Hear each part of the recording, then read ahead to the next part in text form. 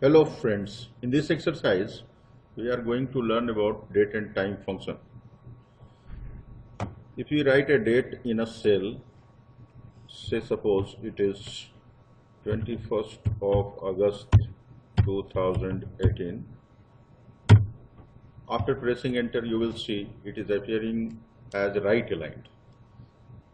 So if you entered a date in a cell and it becomes right aligned, that means it is rightly entered in a cell or has been accepted by your Excel program. If it is rejected by the Excel program, the date that you enter will remain left aligned. Like I am entering one for you, like 08/21st/2018. Look at this date. After pressing enter, it remains left aligned. That means this date has been rejected by your Excel program. So in this Excel program, there is a provision by seeing the alignment itself, you can understand if the date has been accepted or rejected by your Excel program. Now let's consider this date. In this date format, you can see the date and the time are appearing together. Now this is a kind of format used in MS Excel. But in the below shell, you can see the date part is appearing here. But the time part is not appearing as seen in the formula bar. This date is containing time part as well as date part. But only date part is visible, not the time part. Therefore, we can make it which part of the date we want to make visible, that we can decide from the format. Later we will see how it is defined. Now let's take another date. This is 30th of March of 1901 and another date 31st of December 1900. Now if we convert these two dates into number or general format, you will find there are two numbers. So there is a number equivalent to each date. So whatever date you write in MS Excel, there is an equivalent number for that. In order to better understand this thing, I am scrolling down to the bottom part of this exercise. Here you can see number of dates are written. It is 21st of August 2018, which is today's date. Now this date, if we convert it into general format, there is a number equivalent to this, which is 43,333. Now if we take another date, which is an earlier date of the year 2000, the 2nd of February 2000 is equivalent to 36,558. Similarly, as you go towards 1900, like 8th of February 1900 is equivalent to 39. Similarly, 1st of January 1900 is equivalent to 1. That means the Excel date starts from 1st of January 1900, and before this date your Excel will not be able to understand if it is a date. So if you enter, say suppose 1st of January 1890 and press enter, look at this date, it is left aligned. So as I told you earlier, that this date has not been accepted by Microsoft Excel. Hope this part is clearly understood to you. Now let's take look at the other formats. Here we have used a function called now function. So what is now function? Now is a function in Excel which gives you date as well as time. So here I am writing it for you, equal to now close open the bracket and close the bracket and press enter key. So you can see here the date is appearing, and with that the time is appearing. So whatever the time is there now, that is also shown with the date. If you want, you can change it, you can make it appear with the second portion also. I mean hour, minute and second. So how to do that? I'm going to change the format of this date. So here click on this date format, number format, and go to more number formats to customize it. Here you can see different dates formats are there. The one selected for you is this format. Now if I want to make second part be visible in the cell, I will just add here :SS and click OK. Now look at this date format. The second part of the time is also visible in this cell. So this way you can change the visibility of the format. Now if you want this cell to show only the date part, you will have to change it like this. Go to this more setting, delete this portion, hour, minute and second, and click OK. Now see, this formula is same now, but the time portion is not visible. Has been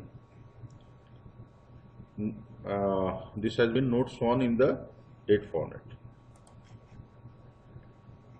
Now considering this date, there is a function called date value, and that gives you a number equivalent to date. So here we have used date value function, and we have taken a date 25th of October 2014. Remember that date has to be written within double quotes. So this has given you a number equivalent to this date, that is 25th of October 2014, which is equal to 41,937. Similarly, date value also gives you equivalent number. Here the format of the date was different, and here the format of the date is different. So there are two different formats used in date value function. So date value function is again using this format, where the year has been written in the beginning and followed by month and then followed by the day. So yet another format of the date and the equivalent date value. Here the day part, day is a function which takes out the day part of the date. Days 360 is another function which you can take the help. I'm using this fx function, and here it tells you what this function is used for. This returns the number of days between two dates based on a 360-day year. That means if you enter two dates here, D3 is one date, this is one date, this is another date. So in between these two dates, how many days are there? That basically days 360 tells you.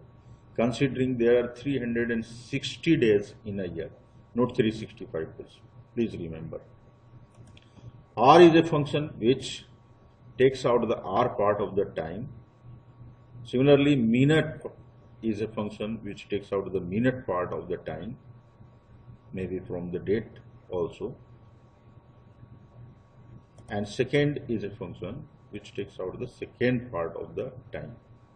Similarly, month is a function, that means equal to month, will take out the month part of the date, and year is a function which takes out the year part of the function.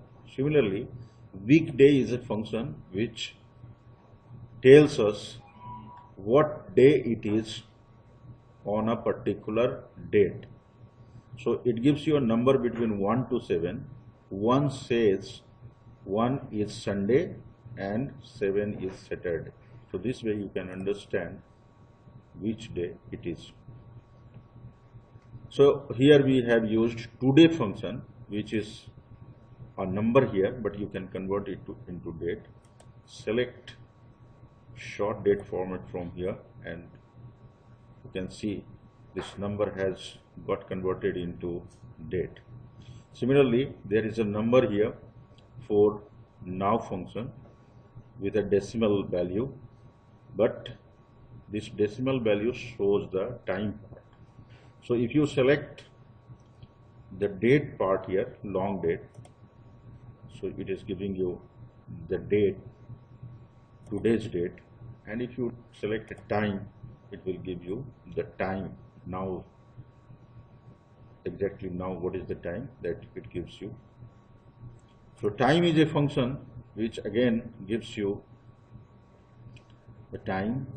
Here you can write hour followed by minute and then second, and if you press enter, this will give you the time in hour, minute and second format.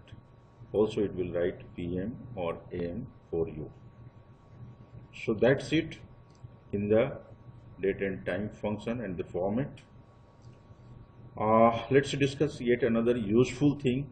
In this case, here I have used made an application where if you enter your name, your date of birth and today's date, this will give you your age. So the function that we are using here is date diff. So visibly it is a date diff function with your date of birth followed by the target date and the format in which you want the output. Here we have taken y within the double quotes. That means we want number of years between these two dates, right? Now in this case, in this cell, we have again used the date diff formula to get the months between these 2 years, but we have set this function to forego year part. So between these two dates, date of birth and today's date, it will tell you the number of months remaining, leaving aside your number of years. In this case, we are taking the number of days remaining, leaving aside number of months, total number of months. So here is the date, date of birth and the target date, that is today's date, and we are getting the number of days remaining, leaving aside number of months, total number of months. So here is the year age of this person, Rajiv Kumar, 51 years, 7 months and 16 days. I have concatenated this result out here, concatenated the content of B13, each I have added like a text, and then value of B42 again concatenated with certain texts to get this sentence. So Rajiv Kumar is 51 years old and 51 years, 7 months and 16 days old. So that is how it is done. It is okay. So that's all in this exercise. Thank you very much. Happy learning.